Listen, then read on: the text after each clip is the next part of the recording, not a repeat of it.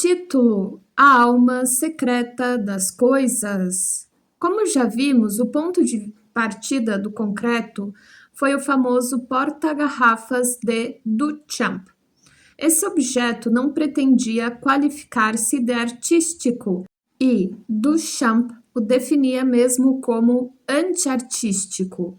Entretanto, trouxe à luz um elemento que iria significar muito para o artista nos anos que se seguiram. O nome que lhe deram foi objet trouvé ou ready-made, isto é, o assunto já feito, pronto, preparado. O pintor espanhol Juan Miró, por exemplo, vai à praia toda manhã para coletar coisas trazidas pela maré. Coisas largadas por ali à espera de que alguém lhe descubra a personalidade. Guarda seus achados no estúdio, vez ou outra, reúne alguns deles, resultando daí as mais curiosas composições.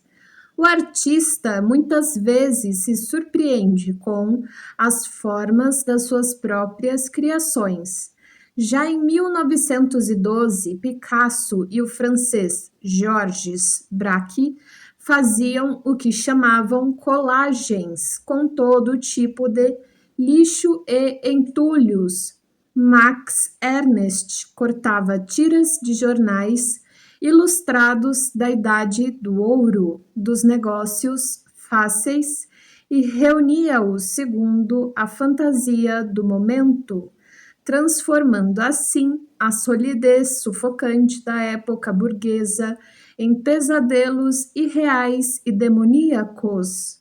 O pintor alemão Kurt Schweiter trabalhava com elementos descartados da sua lata de lixo. Usava pregos, papel de embrulho, tiras de jornais, bilhetes de trem, pedaços de tecido e etc. Conseguia reunir todo esse lixo com tanta seriedade, com tanta pureza, que obtinha efeitos de estranha beleza. A obsessão de Schweiter por esse tipo de material, no entanto, resultava por vezes em composições simplesmente absurdas.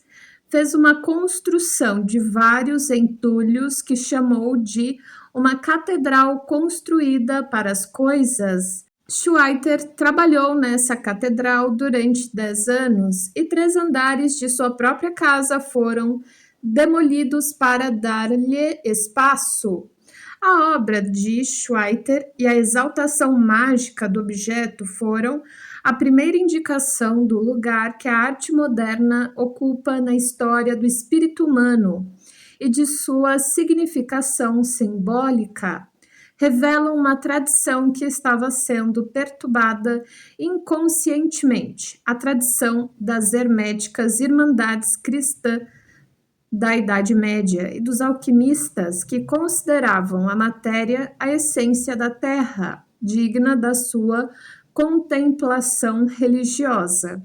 A elevação ao nível de arte feita por Schweiter dos materiais mais grosseiros, utilizando-os para uma catedral na qual o entulho quase não deixava mais lugar para o ser humano, seguia fielmente o velho princípio dos alquimistas, segundo o qual o objeto precioso que buscamos será encontrado na matéria mais vil. Kandinsky expressou as mesmas ideias quando escreveu, abre aspas, tudo que está morto palpita, não apenas o que pertence à poesia, às estrelas, à lua, aos bosques e às flores, mas também um simples botão branco de calça a cintilar na lama da rua. Tudo possui uma alma secreta que se cala mais do que fala, fecha aspas. Os artistas, como os alquimistas, provavelmente não se deram conta do fato psicológico de que estavam projetando parte da sua psique sobre a matéria ou sobre objetos inanimados. Daí a misteriosa animação que se apossa dessas coisas e o grande valor que se atribui até mesmo ao lixo. Os artistas projetavam suas próprias trevas, sua sombra terrestre, um conteúdo psíquico que tanto eles quanto sua época haviam perdido e abandonado. Ao contrário dos alquimistas, no entanto, homens como Schweiter não estavam integrados nem protegidos pela ordem cristã. Em um certo sentido, a obra de Schweiter está mesmo em oposição àquele sistema. Uma espécie de obsessão o liga à matéria, enquanto o cristianismo procura sobrepujá-la. E, no entanto, paradoxalmente, é a obsessão de Schweiter que despoja o material, que utiliza da significação inerente à sua realidade concreta.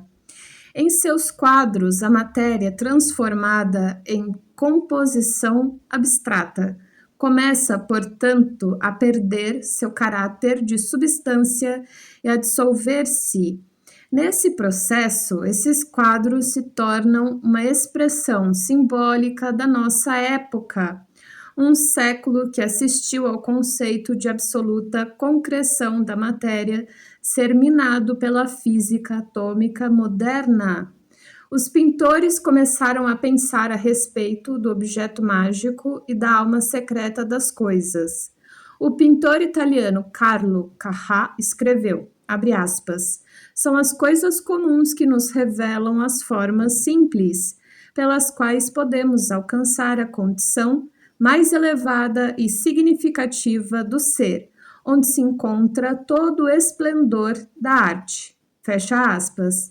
Diz Paul Klee, abre aspas, o objeto expande-se além dos limites da sua aparência pelo conhecimento que temos de que ele significa mais do que o vemos exteriormente, com os nossos olhos.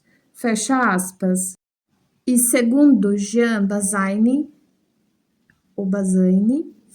abre aspas, um objeto desperta o nosso amor simplesmente porque parece ser portador de forças maiores que ele mesmo, fecha aspas.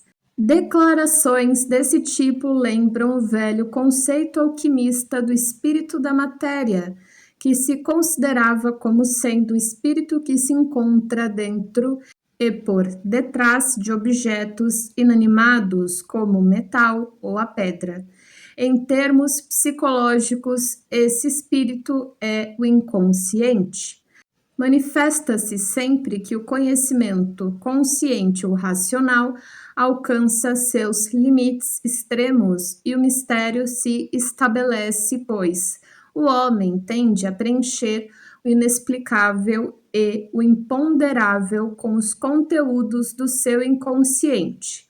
É como se ele os projetasse em um receptáculo escuro e vazio.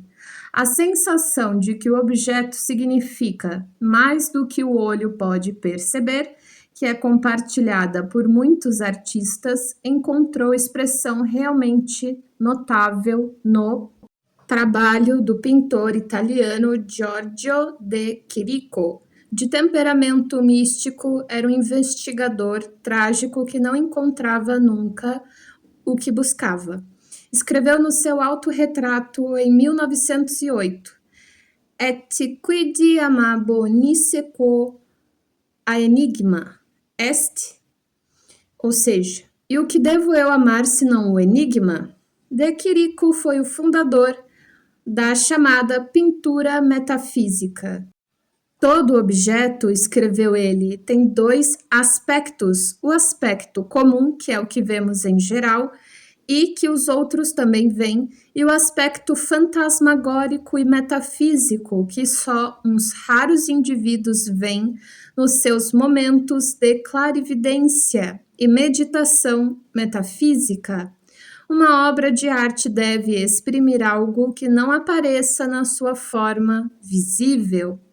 As obras de Chirico revelam esse aspecto fantasmagórico das coisas. São transposições sonhadoras da realidade que surgem como visões do inconsciente. mas sua abstração metafísica é expressada numa rigidez que toca as raias do pânico, e a atmosfera dos seus quadros é de pesadelo e de melancolia ilimitada. As praças de cidades italianas, as torres e os objetos são colocados numa perspectiva exageradíssima, como se estivessem no vácuo, iluminados por uma luz fria e impiedosa, vinda de uma fonte invisível. Cabeças antigas e estátuas de deuses evocam o passado clássico. Em um dos seus quadros mais impressionantes, ele colocou ao lado da cabeça de mármore de uma deusa um par de luvas de borracha vermelhas, um objeto mágico no sentido moderno. Uma bola verde no chão atua como um símbolo unindo esses opostos absolutos. Sem ela, haveria ali mais do que uma insinuação de desintegração psíquica.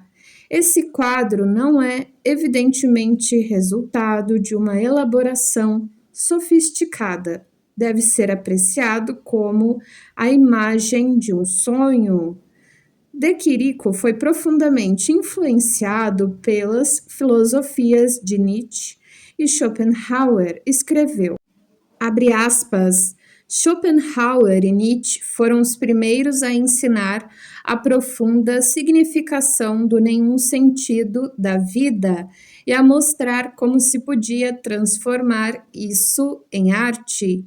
O vazio terrível que descobriram é a verdadeira beleza imperturbada e despida de alma da matéria, fecha aspas. Não se sabe ao certo se De Chirico teve sucesso em traduzir esse vazio terrível em beleza imperturbada. Alguns dos seus quadros são extremamente perturbadores, outros são aterradores, como um pesadelo, mas no seu esforço para dar ao vazio uma expressão artística, ele penetrou no âmago do dilema existencial do homem contemporâneo. Em seguida, a imagem de uma faixa de terra, atrás tábuas de madeira e uma bota na qual a parte dos dedos é um pé humano e o resto é uma bota. Legenda.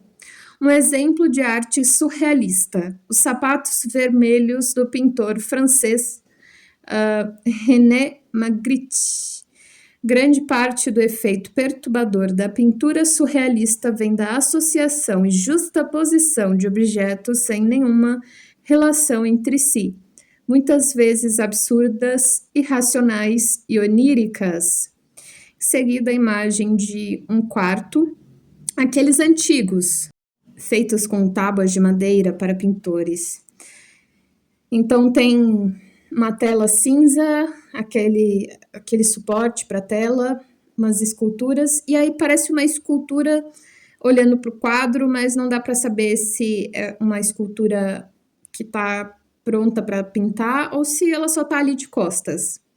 Do lado, um vitral todo vermelho com algumas figuras meio abstratas. Dá para ver mais ou menos a figura de um homem com uma coroa, parece. Talvez um cavalo? Será que é seu Jorge? Não sei. Vamos ver a legenda. Tanto Giorgio de Chirico como Marc Chagall procuraram ver para além da aparência exterior das coisas. Suas obras parecem ter brotado das profundezas do inconsciente. Mas a visão de Chirico, à esquerda, e seu quadro Filósofo e Poeta era sombria e melancólica, vizinha do pesadelo, enquanto a de Chagall sempre foi rica, quente e viva, à direita. Uma das suas grandes janelas coloridas criadas em 1962 para uma sinagoga de Jerusalém. Em seguida, a imagem bastante abstrata de uma construção de pedra, e aí tem a cabeça de uma estátua romana, grega. Uma luva vermelha de borracha e um círculo verde. Atrás da lua, uma cidade. Do outro lado, uma sala, como se fosse a sala dos entulhos, com um quadro que tem uma paisagem, um quadrado e um círculo nele.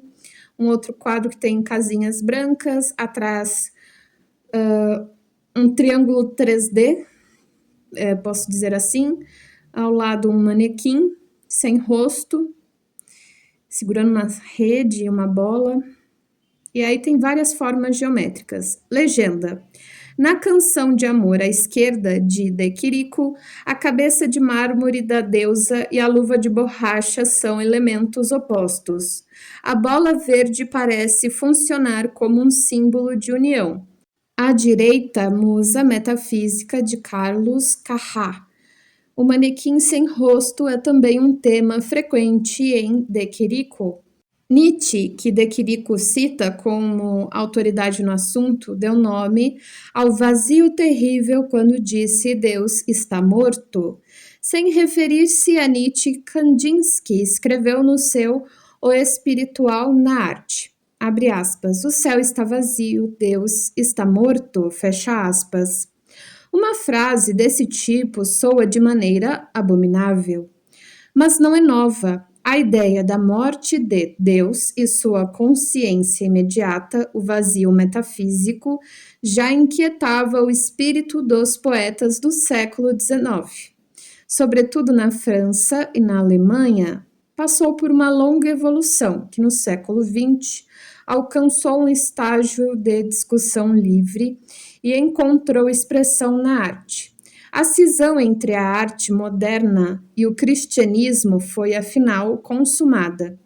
O Dr. Jung também percebeu que o estranho e misterioso fenômeno da morte de Deus é um fato psíquico de nossa época.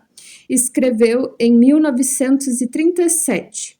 Abre aspas, sei e expresso aqui o que inúmeras pessoas também sabem, que a época atual é a do desaparecimento e da morte de Deus, fecha aspas.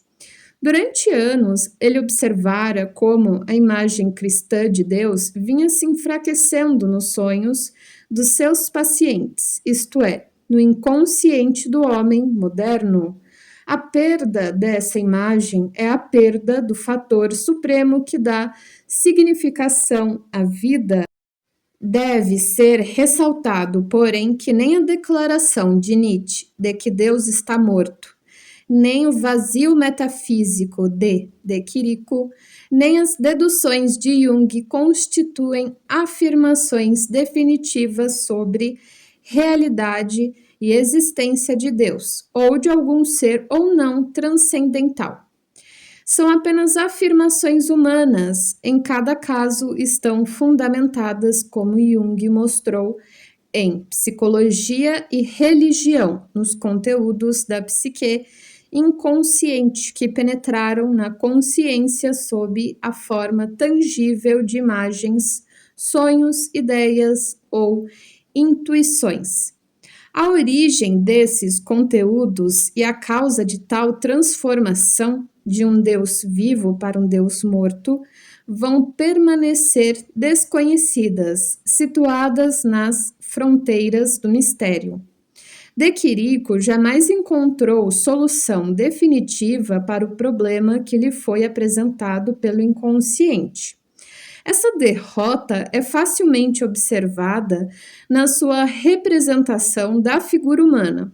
Devido às condições religiosas atuais, é ao próprio homem que deve ser outorgada uma dignidade e uma responsabilidade nova, ainda que impessoais. Jung a define como uma responsabilidade para a consciência. No entanto, na obra de Chirico, o homem é privado de sua alma, torna-se um manitino, um boneco sem rosto e, portanto, também sem consciência. Nas várias versões do seu grande metafísico, uma figura sem rosto está entronada em um pedestal feito de entulho. A figura é consciente ou inconscientemente, uma representação irônica do homem que luta para descobrir a verdade metafísica e, ao mesmo tempo, é um símbolo de solidão e insensatez total.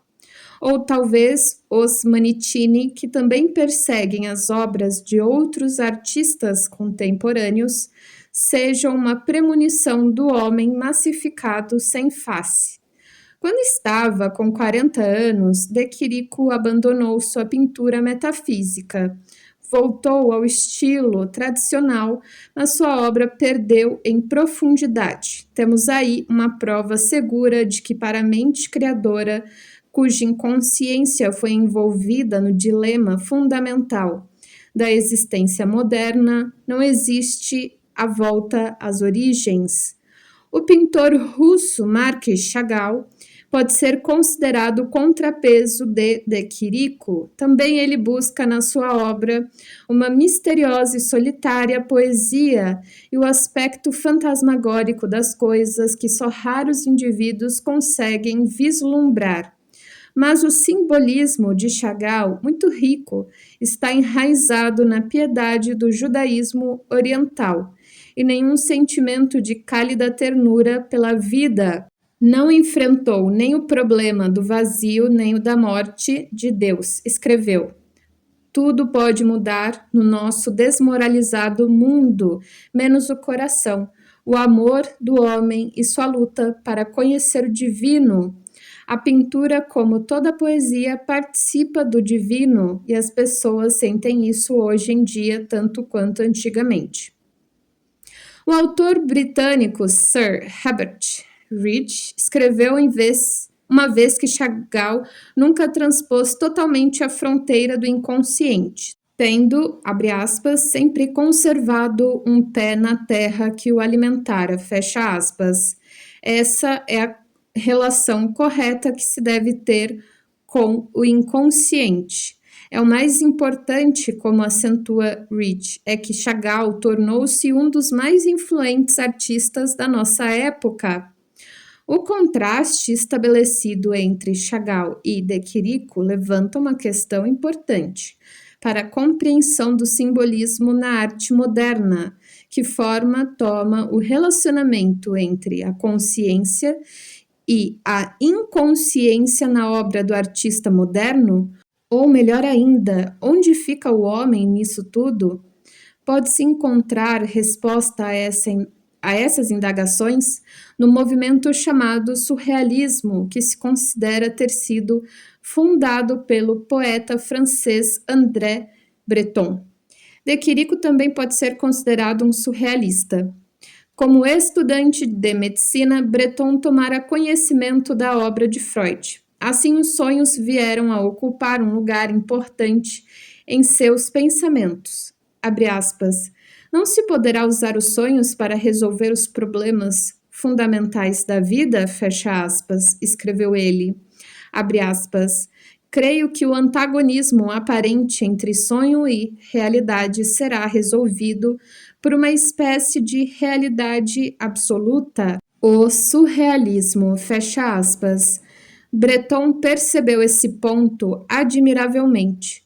O que ele buscou foi a reconciliação dos contrários, o consciente e o inconsciente, mas a maneira que utilizou para alcançar esse objetivo só podia levá-lo a extraviar-se. Começou experimentando o método de Freud da livre associação e o da escrita automática, em que as palavras e frases que surgem do inconsciente são escritas sem nenhum controle consciente.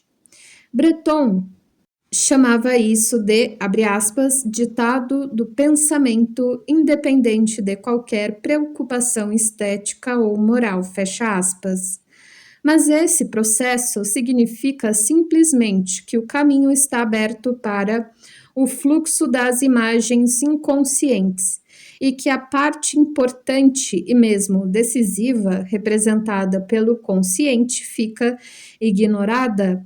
Como o Dr. Jung mostrou em seu capítulo é o consciente que detém a chave dos valores do inconsciente e que, portanto, representa a parte decisiva da reconciliação.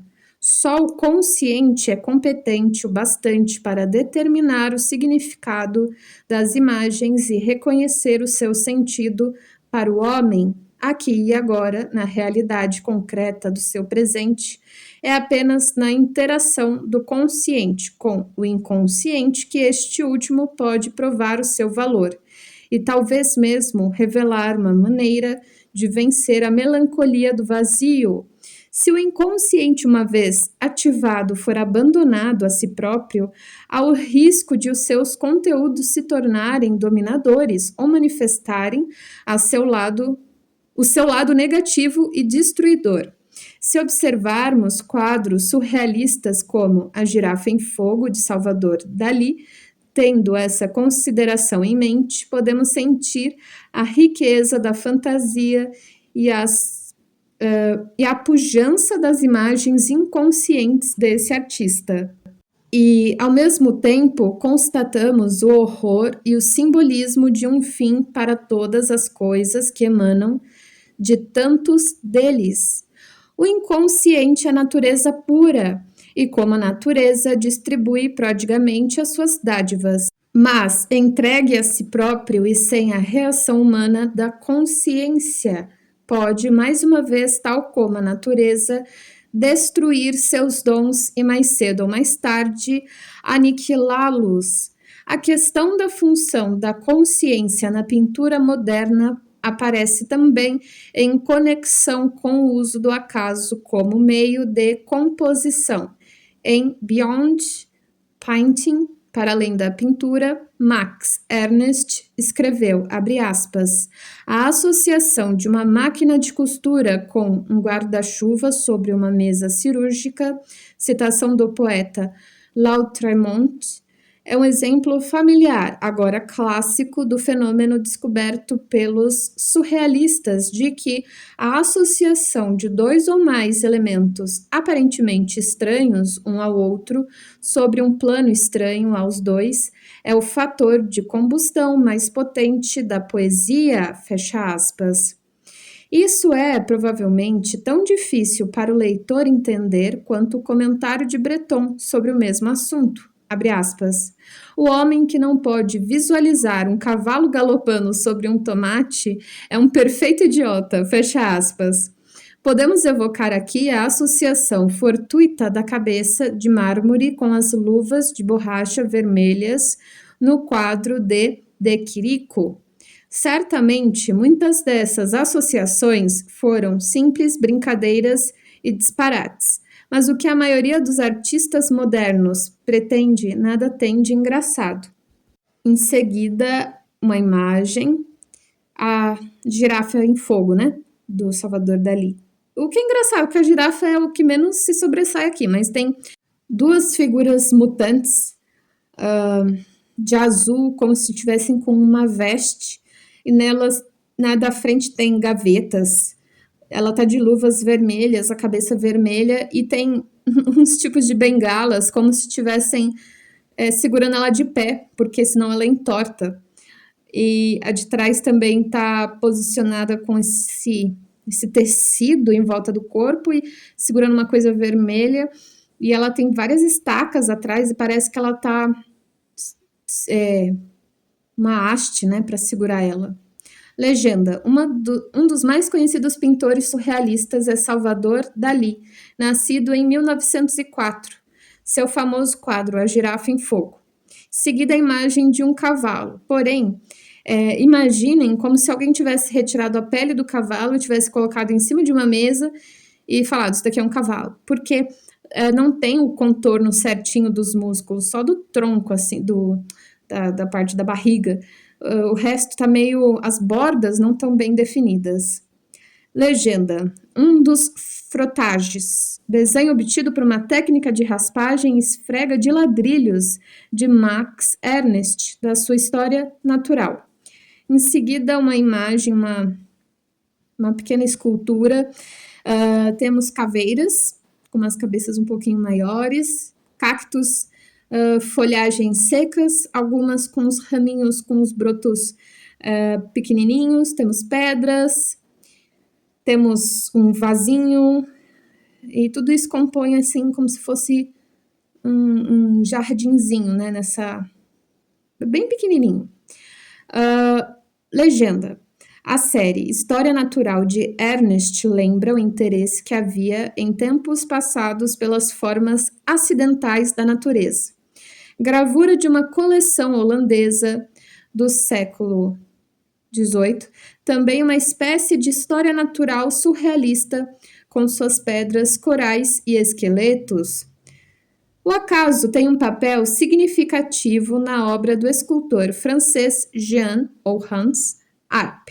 Suas gravuras de folhas e outras formas jogadas ao acaso são uma outra expressão da busca, como diz ele, de, abre aspas, um significado secreto e primitivo que dorme sob o mundo das aparências, fecha aspas. Chamou essas composições de folhas agrupadas segundo as leis do acaso e quadrados agrupados segundo as leis do acaso. Nessas composições é o acaso que dá profundidade à obra de arte, salientando um princípio desconhecido, mas ativo, de sentido e de ordem, que se manifesta nas coisas como sua alma secreta. Foi, acima de tudo, o desejo de tornar o acaso essencial que segundo Paul Klee, que fundamentou os esforços dos surrealistas de tomar veios da madeira, formações de nuvens e etc., como ponto de partida para sua pintura visionária. Max Ernst, por exemplo, retornou a Leonardo da Vinci, que escreveu um ensaio sobre observações feitas por Botticelli, de que, jogando-se uma esponja empapada de tinta numa parede, as manchas resultantes nos fazem ver cabeças, animais, paisagens e uma extensa gama de configurações. Em seguida, me parecem ser moedas, sendo que da esquerda para a direita tem rostos entalhados, mas o da esquerda está bem deformado e o da direita, a ponta direita, está bem definido, de uma imagem de um homem romano. Embaixo é o oposto, é uma gravura, na qual está desenhado o busto de um homem e que na esquerda está bem detalhado, muito bonito, e aí tem quadrantes em que ele vai ficando mais deformado. Legenda: moedas romanas usadas em localidades progressivamente mais distantes de Roma. A face da última moeda, a mais distante do centro de controle, desintegrou-se. Há nesta imagem uma estranha correspondência com a desintegração psíquica que drogas como o LSD podem provocar. Mais abaixo, desenhos de um artista drogado por uma experiência realizada na Alemanha em 1951. Os desenhos vão se tornando cada vez mais abstratos à medida que o controle do consciente vai sendo vencido pelo inconsciente. Ernest descreve como foi perseguido por uma visão no ano de 1925. Ela se impôs verdadeiramente a ele quando fixava um chão ladrilhado e marcado por milhares de ranhuras. Abre aspas. Para dar base às minhas faculdades de meditação e alucinação, fiz uma série de desenhos dos ladrilhos, colocando sobre eles, ao acaso, folhas de papel e depois esfregando lápis de cera por cima. Quando olhei o resultado, espantei-me em sentir, de repente, com uma intensa acuidade, a série alucinante de imagens contrastantes e superpostas. Reuni os primeiros resultados obtidos daquelas esfregações, frotages, e chamei-os de história natural. Fecha aspas. É importante notarmos que Ernest colocou por cima ou por trás desses frotages um anel ou círculo, dando à imagem uma atmosfera e uma profundidade particular. O psicólogo pode reconhecer aqui o impulso inconsciente de opor ao acaso caótico daquela linguagem natural da imagem um símbolo de totalidade psíquica autossuficiente, estabelecendo assim o equilíbrio. O anel ou círculo domina o quadro. A totalidade psíquica, tendo um sentido próprio e dando um sentido às coisas, rege a natureza. Nas tentativas de Max Ernst de descobrir a ordem secreta das coisas, podemos perceber uma afinidade com os românticos do século XIX. Eles se referiam à caligrafia da natureza que podemos ver escrita em todos os lugares, nas asas dos pássaros, nas nuvens, nas cascas dos ovos, na neve, nos cristais de gelo e em outras estranhas conjunções do acaso. Assim como nos sonhos ou nas visões, os românticos viam em tudo a expressão de uma única e mesma linguagem pictórica da natureza. Foi então um gesto genuinamente romântico o de Max Ernst ao chamar de história natural os quadros resultantes das suas experiências. E estava certo, pois o inconsciente, que evocara suas imagens na configuração acidental das coisas, é natureza. É como a história natural de Ernst ou com as composições ao acaso de Arp, que começam a surgir as reflexões do psicólogo.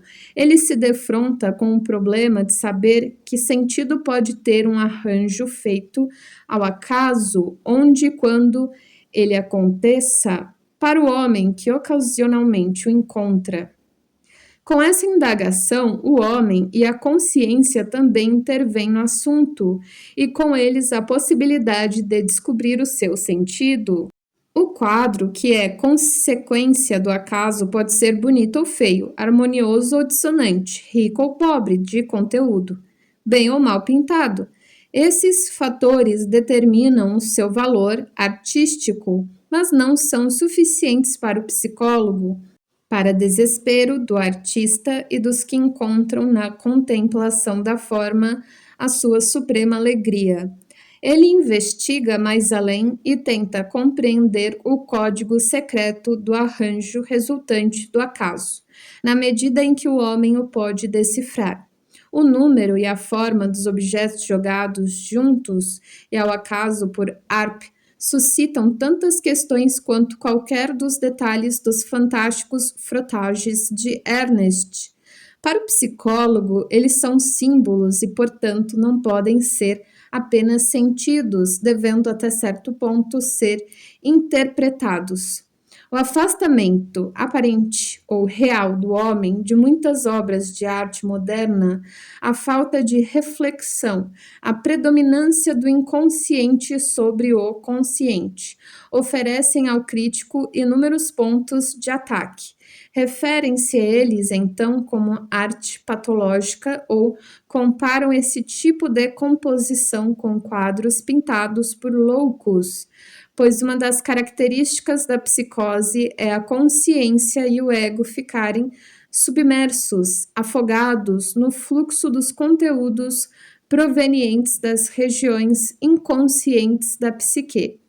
É bem verdade que as comparações críticas de hoje não são tão violentas quanto as que se faziam há uma geração. Quando o Dr. Jung estabeleceu pela primeira vez uma analogia desse tipo no ensaio sobre Picasso, 1932, provocou uma tempestade de protestos.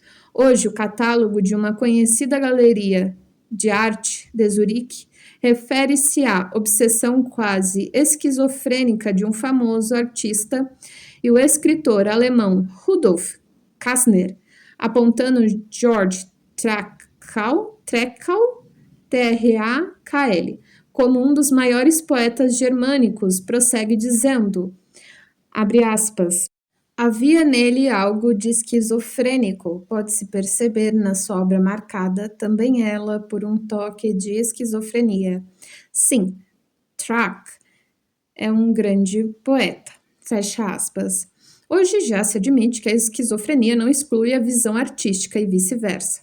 Em minha opinião, as famosas experiências com mescalina e drogas similares contribuíram para essa mudança de atitude.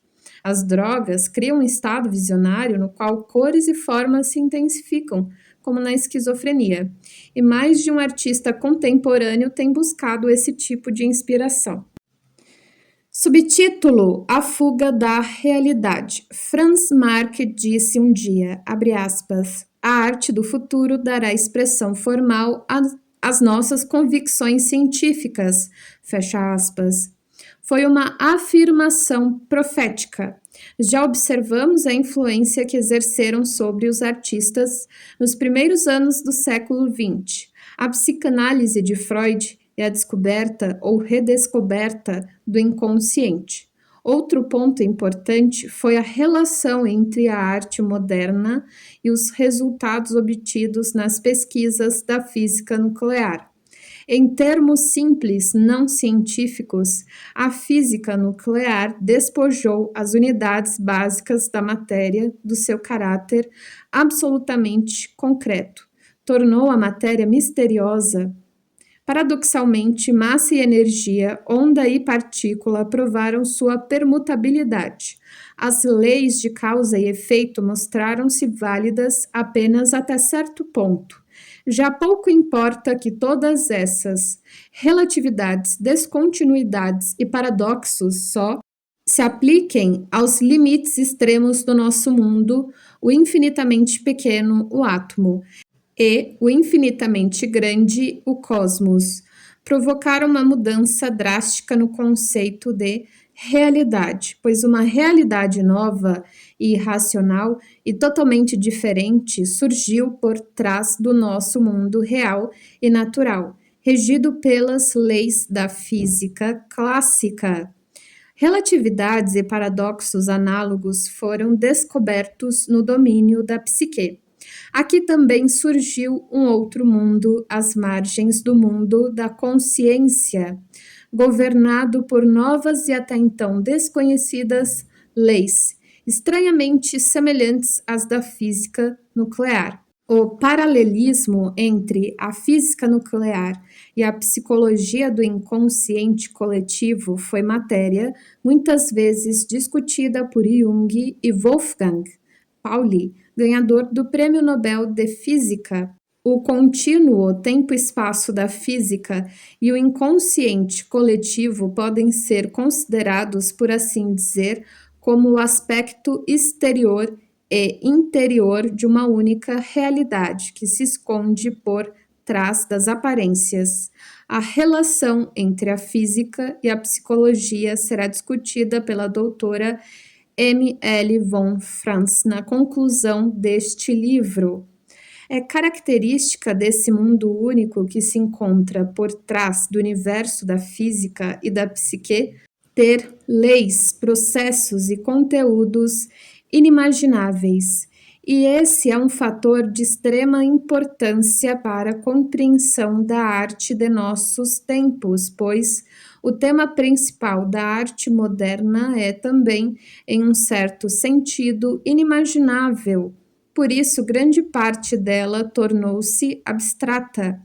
Os grandes artistas do século XX procuraram dar forma visível à vida que existe por trás das coisas, e por isso suas obras são a expressão simbólica de um mundo que se encontra por trás da consciência, ou talvez por trás dos sonhos, pois só raramente os sonhos não são figurativos. Assinalam assim a realidade única, a vida única, que parece ser um segundo plano comum aos dois domínios das aparências, o da física e o da psicologia.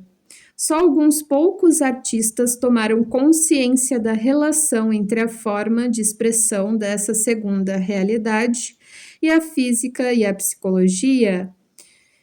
Kandinsky é um dos mestres que expressou a profunda emoção que lhe despertaram as primeiras descobertas da física moderna. Abre aspas.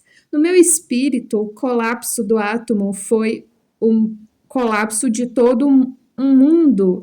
De repente, tombaram as minhas mais firmes muralhas. Tudo se tornou instável, inseguro e sem substância. Não me surpreenderia se uma pedra se volatizasse diante de meus olhos. A ciência parecia-me ter sido aniquilada. Fecha aspas. O resultado dessa decepção foi o afastamento do artista do reino da natureza, do populoso primeiro plano das coisas. Parecia, acrescentou Kandinsky, que eu estava vendo a arte desprender-se firmemente da natureza. Essa ruptura com o mundo das coisas aconteceu mais ou menos ao mesmo tempo com outros artistas. Franz Marc escreve, abre aspas, não aprendemos, depois de milhares de anos de experiência, que as coisas falam cada vez menos quando lhes damos a precisão óptica de um espelho? A aparência será eternamente pobre de relevos, fecha aspas.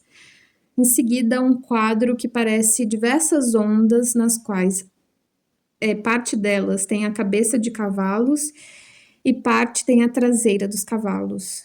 A outra imagem é impossível de descrever, parece um fractal, um espelho, mostrando a forma de algo. Legenda. Os quadros destas páginas, todas de Franz Marc, mostram a sua evolução progressiva de um interesse por objetos exteriores para uma arte completamente abstrata. Acima à esquerda, cavalos azuis. Acima à direita, cabritos em um bosque. Abaixo, jogo de formas. Embaixo é um quadro completamente abstrato, não dá para descrever. Tem linhas curvas, simulando ondas, retas, retângulos, círculos, borrões e entre outros. Embaixo um quadrado, dentro dele um outro quadrado virado de modo que as pontas fiquem uma em cada lado, então uma ponta na esquerda, outra na direita, uma em cima, uma embaixo, quase um losango, mas não chega a ser um losango porque é um quadrado. Dentro dele tem outro quadrado, só que são só linhas, e as pontas desaparecem. Legenda, tela número 1 de Piet Mondrian, um exemplo da aproximação moderna à forma pura, termo de Mondrian através do emprego de estruturas geométricas totalmente abstratas. Em seguida, uma imagem rupestre, imaginem um fundo vermelho, algo que parece uma folha, um bonequinho de palitinho, um círculo e retas, difícil de descrever. Do lado, uma pessoa em cima de um barco com uma rede, pescando uma criatura do mar. Acho que é para simular um peixe, mas parece mais uma criatura. E ele tem aquele estilo de desenho meio fractal, como se cada ser tivesse várias formas dentro. Formas geométricas. Legenda.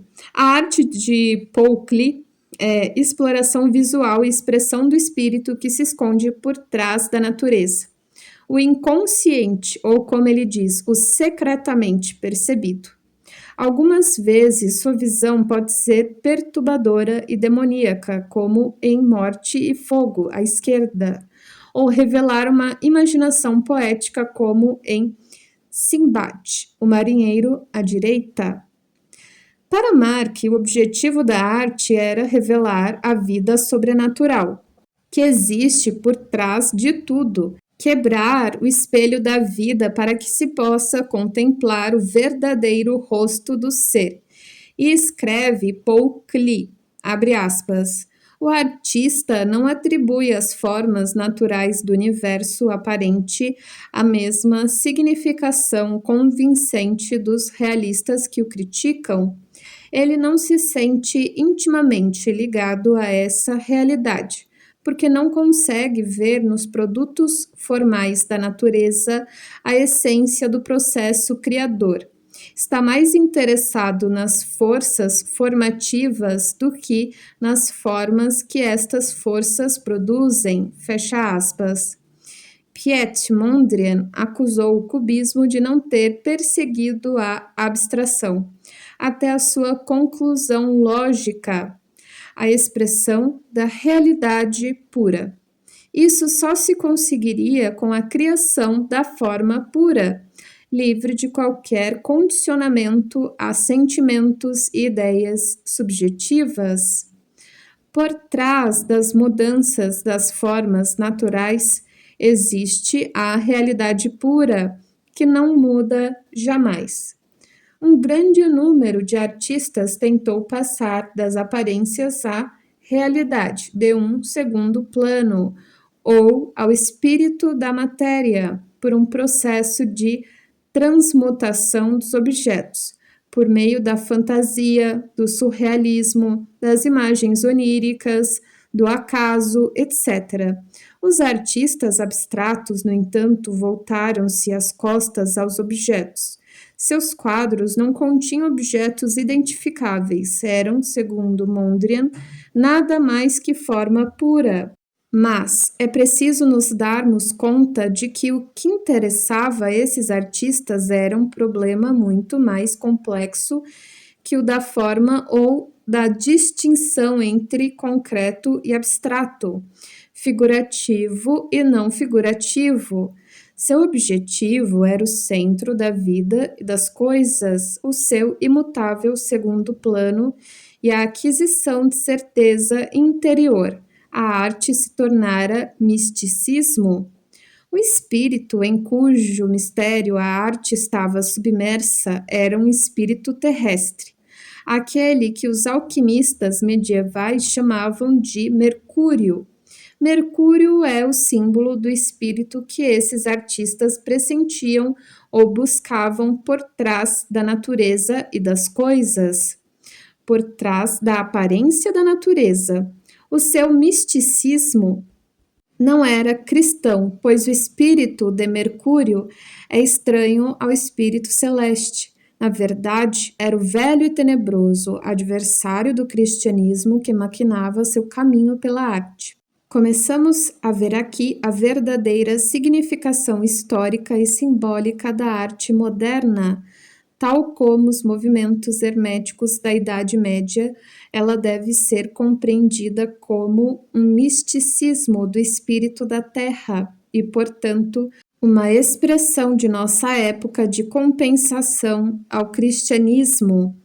Nenhum artista sentiu esse segundo plano místico da arte mais agudamente ou falou a seu respeito com mais paixão do que Kandinsky.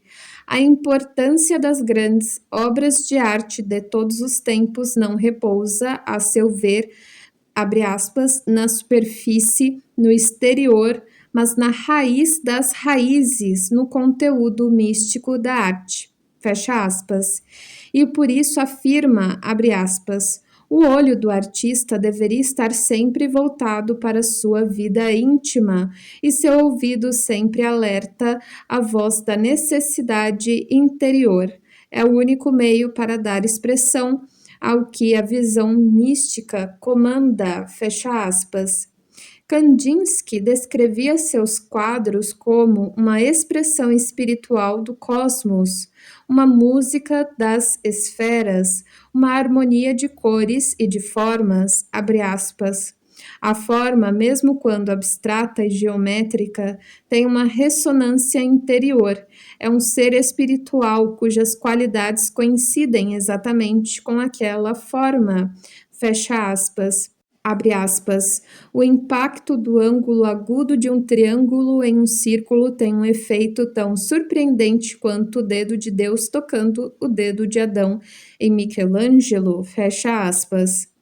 Em 1914, Franz Marc escreveu nos seus Aforismos, abre aspas, a matéria é um assunto que o homem consegue no máximo tolerar. Ele se recusa a reconhecê-la. A contemplação do mundo tornou-se a penetração no mundo. Não existe místico que, nos seus momentos de êxtase mais sublimes, jamais alcance a abstração perfeita do pensamento moderno ou não ausculte as suas ressonâncias com sonda mais profunda. Fecha aspas. Paul Klee, que podemos considerar o poeta dos pintores modernos, diz, abre aspas, é missão do artista penetrar o mais fundo possível naquele âmago secreto, onde uma lei primitiva sustenta o seu crescimento. Que artista não desejaria habituar a fonte central de todo o movimento espaço-tempo, esteja ele situado no cérebro ou no coração da criação, de onde todas as funções extraem a sua seiva vital? Onde se esconde a chave secreta de todas as coisas? No ventre da natureza, na fonte original de toda a criação? Coração a palpitar, somos levados cada vez mais para baixo, em direção à fonte primordial, fecha aspas. E o que encontramos nessa jornada deve ser levado muito a sério, desde que combinado integralmente com os meios artísticos apropriados, desabroche em estrutura, porque, como acrescenta Klee, não é apenas questão de reproduzir o que se vê, mas de tornar visível tudo o que se percebe secretamente. Toda a obra de Klee se inspira e se fixa diretamente nessa fonte original das formas. Minha mão é inteira o instrumento de uma esfera mais distante. E tão pouco é a minha mente que age, é alguma outra coisa. Na sua obra, o espírito da natureza e o espírito do inconsciente são forças inseparáveis e atraíram-no a ele e a nós, espectadores, para dentro do seu círculo mágico. A obra de Klee é a expressão mais complexa, ora poética, ora demoníaca, do espírito quitônico ou terrestre. O humor e o bizarro lançam uma ponte do mundo subterrâneo para o mundo humano. A ligação entre a sua fantasia e a terra é a observação atenta das leis da natureza e o amor por todos os seres. Para o artista, escreveu uma vez, o diálogo com a natureza é a condição sine qua non de sua obra. Encontramos uma expressão diversa desse espírito inconsciente secreto em um dos mais jovens pintores abstratos, Jackson Pollock, um americano morto aos 44 anos em um acidente de automóvel. Sua obra exerceu enorme influência sobre artistas mais jovens de nossa época. Em minha pintura, ele revelou que trabalhava em uma espécie de transe. Abre aspas. Quando pinto, não me dou conta do que estou fazendo, só após um período